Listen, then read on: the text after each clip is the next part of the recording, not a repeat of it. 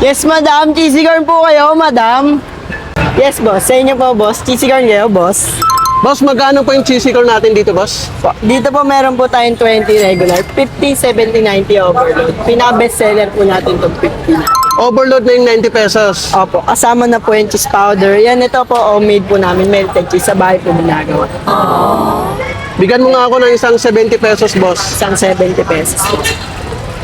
With melted cheese na, no? Opo, meron na po. Ano oras kayo open dito, boss?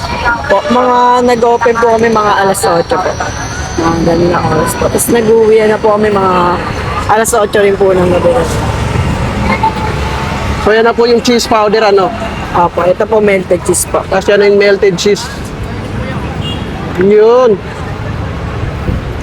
Tapos maglalagay rin kayo ng cheese. Ayan po, shredded cheese po. Unlimited yung cheese, boss, no? Right ko. Ito po, margarine po. Tapos may margarine pa. Talagang overload, no?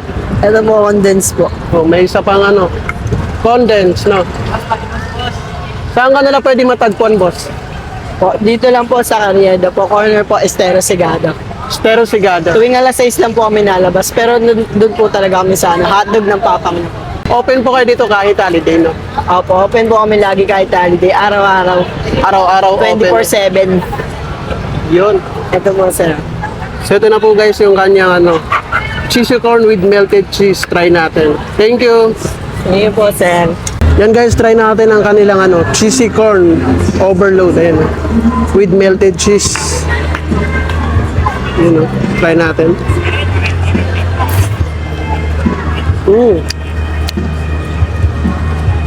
Grabe, oh. Unlimited yung cheese. Sarap. Wow.